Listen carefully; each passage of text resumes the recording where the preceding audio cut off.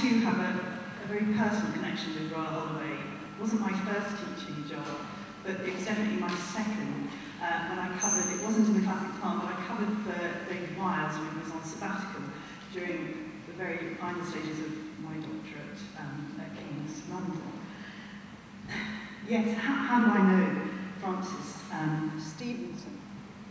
I've given it away. I did know Frances Stevenson. If you would bear with me and permit me some personal indulgence, that very nice chair, I can assure you, is now mine. I have sat in it.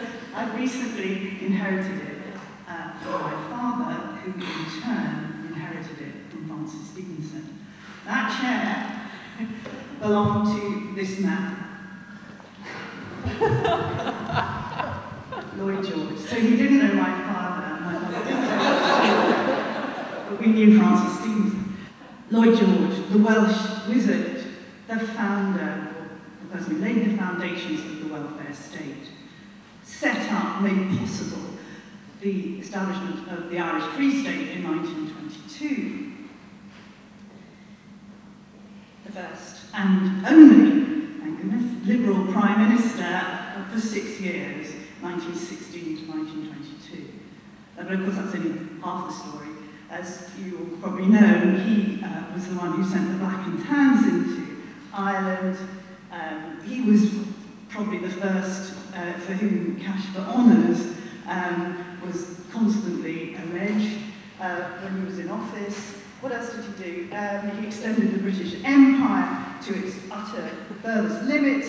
He also bombed the Kurds, and he was, most famously, and in this case most significantly, a serial philanderer.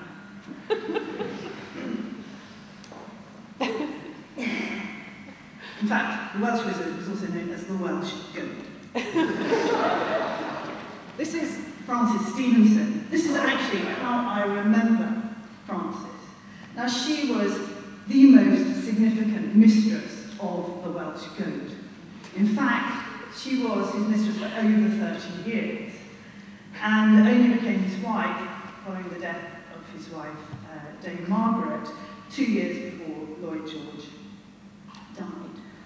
So she spent her entire adult life at a time when this really did not happen as the mistress of one of the most important political figures in the world.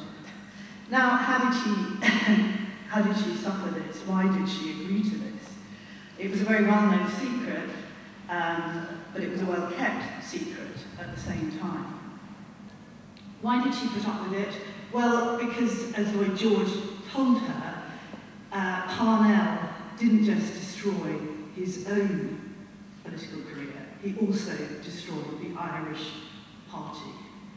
And that he destroyed it by marrying his mistress, Kitty O'Shea. Lloyd George said, politics, and particularly political parties, in this case the Liberal parties, always come first. Private life, second. She accepted that, and she stayed with it. I remember her thus.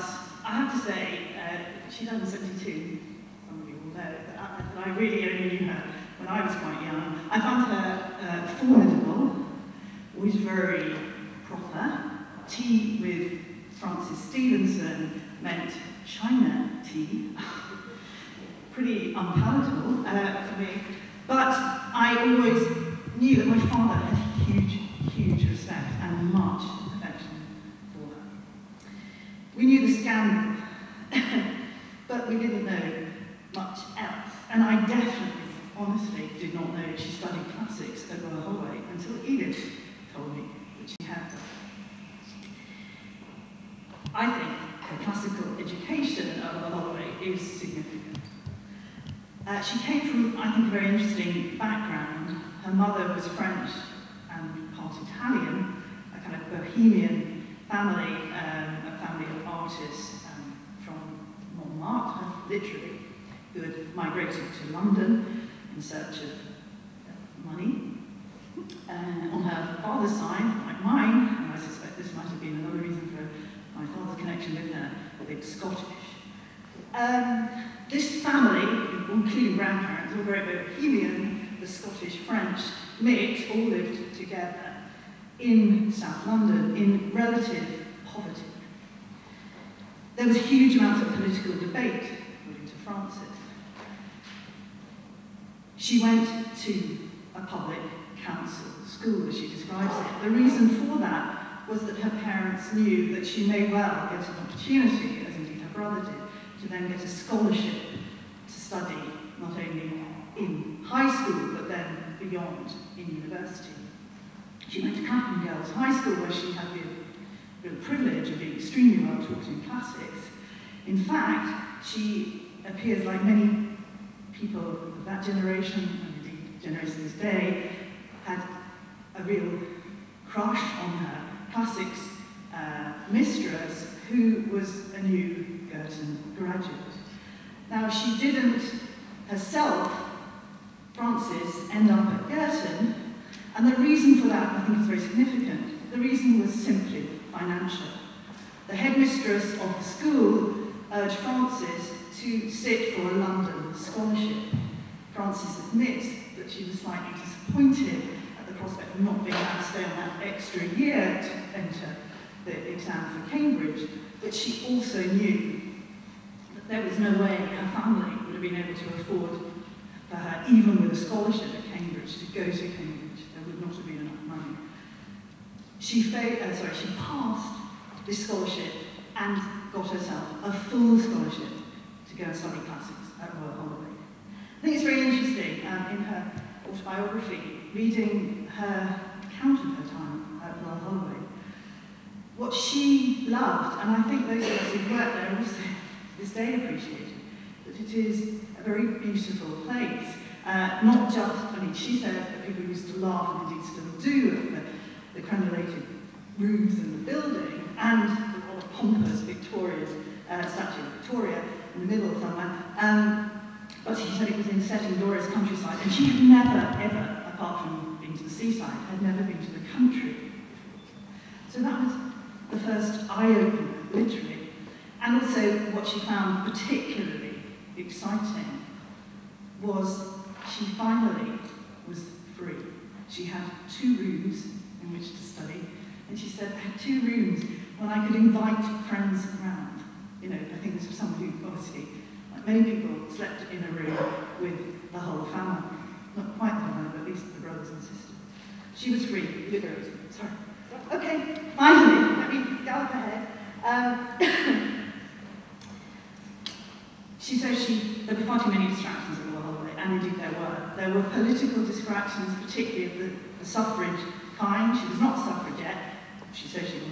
She was very, very involved, however, in the suffrage campaign. After a brief career as a teacher, she ended up having a job as a tutor to Megan, the youngest daughter of Lloyd George. It was from that he realised that she had formidable skills as well as obviously personal charm. From 1913, she went to work in number 11 Downing Street, who was then Chancellor of the Exchequer. She became his private secretary. She is, and this is why, excuse me, I'm looking down my notes, she has been the first in so many ways. She was the first woman personal secretary to a cabinet minister and then to a prime minister. She would have been, maybe, the first woman to become a permanent civil servant in the first class in 1922. She declined it because she wanted to stay with Lloyd George. She helped with his speeches. She was there at bedside. She was fluent in French. She was not simply an appendage. She was an extraordinary linguist who literally set up meetings and paved the way for perhaps some of the most important moments in history. I'm going to just gallop through because I want to just show you, that's her. She is not as formidable. She was a very beautiful woman. And that was him. And he wasn't quite as crazy as that earlier figure who, I have to say, had a really scary and real penchant for dictators. As many of you know, he not only had meetings you'll say, admired him. But Frances, I do admire. I did admire. And I just want to say, like Oliver, I have her writing, her spirit. We can invoke her, and she would definitely be behind this campaign. Sure.